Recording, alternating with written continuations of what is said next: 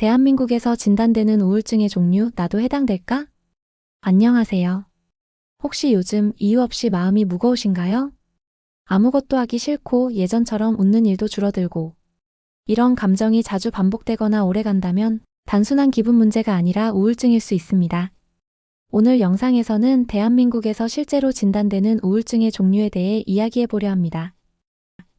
내 마음의 상태를 조금 더 정확하게 이해하고 필요한 도움을 찾는 데 도움이 되시길 바랍니다. 1. 주요 우울장애. 우울증이라고 하면 가장 먼저 떠오르는 대표적인 형태예요. 2주 이상 지속되는 심한 우울감, 흥미 상실, 에너지 부족, 그리고 수면 문제나 식욕 변화, 자책감 같은 증상이 함께 나타나죠. 일상생활을 유지하기 어려워지고 심한 경우에는 삶의 의미마저 놓아버릴 수 있습니다. 우리나라 성인 중 약 7에서 10%가 한 번쯤 경험한다고 해요. 2.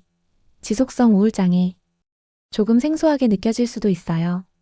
지속성 우울장애는 가벼운 우울감이 2년 이상 계속되는 상태를 말합니다. 눈에 띄게 심각하진 않지만 항상 마음이 가라앉아 있고 매사에 자신감도 없고 의욕도 부족해요. 그래서 성격이 원래 그런가 보다 하고 넘기기 쉽지만 이 역시 치료가 필요한 우울증입니다. 3. 산후우울증. 출산 후 여성의 약 10에서 20%가 경험합니다. 엄마가 된 기쁨과 함께 찾아오는 극심한 불안, 무기력, 죄책감. 이런 감정이 출산 후 4주 이내에 갑작스럽게 나타나기도 하죠.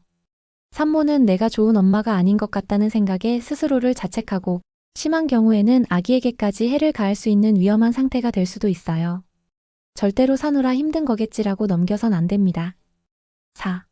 계절성 우울증. 보통 겨울철 해가 짧아지고 햇빛이 부족해지면 나타나는 우울증이에요. 생체 리듬이 흐트러지고 멜라토닌이나 세로토닌 같은 호르몬 불균형이 생기면서 기분이 가라앉고 무기력해지죠. 햇빛을 더 많이 쬐거나 광치료기 사용, 비타민 D 보충, 적절한 운동 등으로 완화가 가능합니다. 5. 비정형 우울증. 이건 좀 독특한 형태예요.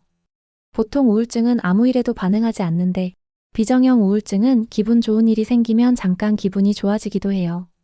하지만 금세 다시 우울로 돌아가고 식욕이 늘고 잠을 너무 많이 자고 몸이 무겁고 사람들에게 거절당하는데 과하게 민감해집니다. 흔히 불안장애나 공황장애와 같이 나타나기도 하죠. 6. 양극성 우울증. 이건 우리가 흔히 말하는 조울증에서의 우울 상태입니다. 평소엔 너무 의욕적이고 말이 많던 사람이 어느 순간 아무 말도 없이 침묵하고 극단적으로 우울해지는 식으로 반복되죠. 양극성 장애는 항우울제만 쓰면 조증을 유발할 수 있어서 일반적인 우울증과는 완전히 다른 접근이 필요해요. 전문가의 정확한 진단이 꼭 필요한 케이스입니다. 7. 기타 우울장애. 이 외에도 특정 약물, 만성질환, 혹은 큰 스트레스나 외상 경험 이후에 발생하는 우울증도 있습니다. 정확한 분류는 어렵더라도 일상생활이 어렵고 감정 조절이 안 되는 상태라면 역시 전문가의 도움이 필요합니다. 지금까지 대한민국에서 진단되는 우울증의 대표적인 종류 7가지를 정리해봤습니다. 사람마다 우울증은 정말 다양한 모습으로 나타나요. 겉으론 멀쩡해 보여도 속은 무너지고 있는 경우도 많죠. 중요한 건 이걸 약하거나 이상한 감정으로 여기지 않아야 한다는 것입니다. 우울증은 충분히 회복 가능한 질환이고 정확히 알고 필요할 때 도움을 받는 것이 당신을 위한 진짜 용기입니다. 우울감은 누구나 겪을 수 있고 그건 절대 당신이 약해서 그런 게 아닙니다. 오늘은 마음이 무너질 때 우리가 스스로를 회복시킬 수 있는 우울증 해소 방법 7가지를 이야기해 볼게요. 1. 전문가의 도움받기. 가장 먼저 강조하고 싶은 건 전문가의 도움을 받는 것이에요. 심리상담이나 정신과 치료는 더 이상 특별한 일이 아니에요. 누구나 감기처럼 마음이 아플 수 있고 그걸 치료하는 건 오히려 용기 있는 선택이에요. 우울증은 뇌의 화학적 변화로 생기기 때문에 때로는 약물 치료가 반드시 필요할 수도 있어요. 약을 먹는 걸 부끄러워하지 마세요. 그건 내가 나를 사랑하기 위한 행동이에요. 2. 몸을 움직여주세요. 우울할수록 몸은 굳어가고 움직이기 싫어지죠. 하지만 가벼운 산책 한 번이 정말 기적처럼 기분을 바꾸기도 해요. 하루 2030분만 걸어보세요. 햇빛을 받으며 걷는 것만으로도 우울감을 줄이는 세로토닌이 증가합니다. 3. 햇빛, 자연, 바람.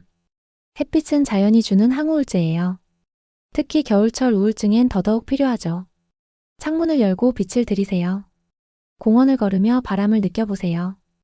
햇빛은 마음의 비타민입니다. 4. 감정을 기록해보세요. 마음속에 감정이 쌓이기만 하면 언젠간 터지게 되어 있어요. 매일 감정을 한 줄이라도 써보세요. 오늘 기분이 어땠는지, 어떤 생각이 들었는지 글로 표현하는 것만으로도 내 마음이 한결 가벼워질 수 있어요. 이걸 감정일기라고 하죠. 꾸준히 하면 감정의 흐름도 이해하게 되고 스스로를 더 잘 알게 됩니다. 5. 사람들과 연결되기. 우울할 때는 사람을 피하고 싶어지고 누구와도 얘기하고 싶지 않죠. 하지만 진짜 위험한 건 고립이에요. 가까운 사람에게 나 요즘 좀 힘들어라고 말해보세요.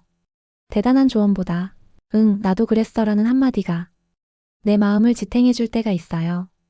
6. 좋아했던 거 다시 해보기. 예전에 좋아하던 음악, 게임, 그림, 요리. 지금은 시들해졌더라도 그걸 다시 꺼내보세요. 기분이 좋아서 하는 게 아니라 기분을 좋아지게 하려고 하는 거예요. 그 작은 시도가 회복의 시작이 될 수 있어요. 7. 완벽하지 않아도 괜찮아요. 우울함의 밑바닥에는 난 부족해라는 자책이 숨어 있는 경우가 많아요. 하지만 누구나 부족하고 멈춰설 수도 있고 넘어질 수도 있어요. 지금 이렇게 버티고 있는 당신, 그 자체로 정말 대단한 거예요. 스스로에게 좀 더 따뜻하게 대해주세요. 마무리. 오늘 말씀드린 7가지 회복 방법 하나하나 보면 단순해 보일 수 있지만 이 모든 건 실제로 많은 사람들의 우울을 이겨낸 과학적이고 검증된 방법들이에요.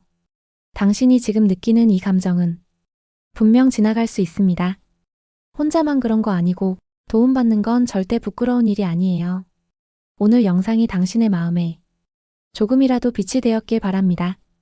우울증을 겪는 친구가 있다면 이 영상을 함께 나눠주세요. 그리고 당신이 잊지 않았으면 해요. 당신은 절대 혼자가 아닙니다. 오늘도 수고했어요. 오늘 영상이 내 마음을 더 이해하는 데 도움이 되셨다면 좋아요, 구독, 댓글로 알려주세요. 그리고 혹시 누군가에게 이 영상이 필요할지도 모른다면 공유도 잊지 마세요.